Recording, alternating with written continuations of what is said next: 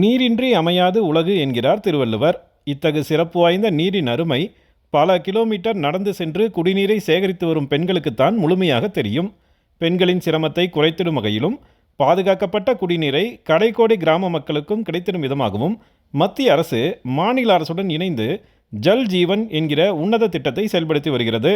ஐக்கிய நாடுகள் வரையறுத்துள்ள நீடித்த நிலைத்த வளர்ச்சிக்கான குறியீட்டில் 4 காரணிகளை ஜல்ஜீவன் திட்டம் எவ்வாறு பூர்த்தி செய்துள்ளது என்பது குறித்து தேசிய அளவிலான கருத்தரங்கம் சேலம் பெரியார் பல்கலைக்கழகத்தில் நடைபெற்றது. இந்த கருத்தரங்கினை துணைவேந்தர் பேராசிரியர் ஜெகநாதன் தொடங்கி வைத்தார். இக்கருத்தரங்கில் சுத்தம், சுகாதாரம், தனிநபர் நலன் மேம்பாடு உள்ளிட்ட பல்வேறு துறைகளில் ஜல் ஜீவன் திட்டம் ஏற்படுத்திய மாற்றங்கள் குறித்து பேராசிரியர்கள் மற்றும் ஆய்வாளர்கள் எடுத்துரைத்தனர். தமிழகத்தில் 75 முதல் 80% கிராமங்களுக்கு ஜல்ஜீவன் திட்டத்தின் கீழ் பாதுகாக்கப்பட்ட குடிநீர் வழங்கப்பட்டு வரும் நிலையில் இதன் மூலம் சமச்சீரான கிராமங்கள் உருவாகி உள்ளதாக கூறுகிறார் கிராமாலயா தன்னார்வ தொண்டு நிறுவன செயல் இயக்குனர் இளங்கோவன். நீர் ஆதாரங்கள் பெருங்கும்போது பக்கத்தில் நம்ம போர் போட்டு அந்த தண்ணியை இந்த ஜல்ஜீவன் மிஷன் மூலமாக கிராமங்களில் கொடுக்கும்போது ஒரு சமச்சீரான கிராமங்களை நம்ம உருவாக்க முடியும். ஒரு சைடு கழிப்பறை வசதி, ஒரு சைடு பாதுகாப்பான தண்ணீர் அப்படிங்கிறப்ப ஹெல்த் இம்ப்ரூவ் ஆகுது. ஆரோக்கியமான ஒரு சமுதாயத்தை உருவாக்கணும்னா ஜேஜேஎம் எப்படி எஸ்பிஎம் நம்ம முழுமையாக மத்திய அரசு நிறைவு செய்ததோ அதே போல் இந்த ஜேஜேஎம் பண்ணுவதற்கும் ஜல் ஜீவன் திட்டத்தினை 2028ஆம் ஆண்டு வரை நீட்டித்து அண்மையில் மத்திய நிதிநிலை அறிக்கையில் அறிவிப்பு வெளியிட்டிருப்பது பெரும் வரவேற்பை பெற்றுள்ளது.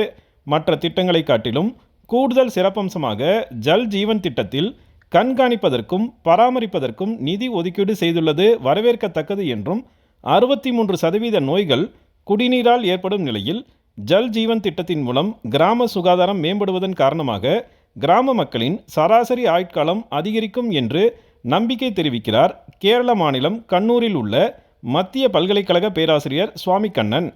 கிராமத்தினுடைய வளர்ச்சி, கிராமத்தின் மூலமாக சுகாதாரத்திற்கான செலவு உறுதியாக குறையும். மேலும் கிராம மக்களுடைய வாழ்க்கை தரம் மேம்படும்.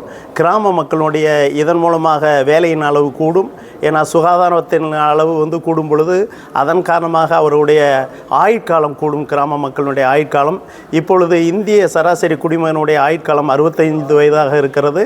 இந்த 65 வயது என்பதை உறுதியாக 85 வயதாக உயர்வதற்கான வாய்ப்புகள் அதிகமாக இருக்கிறது என்பது எதிர்பார்க்கப்படுகிறது. சராசரி மனிதரின் எதிர்பார்ப்புகள் பூர்த்தியாகும் போது அவர்கள் அடையும் மகிழ்ச்சியே மத்திய அரசின் ஜல் ஜீவன் திட்டத்திற்கான வெற்றி என கருதலாம். சேலத்திலிருந்து ஜி. விஜயகுமார்.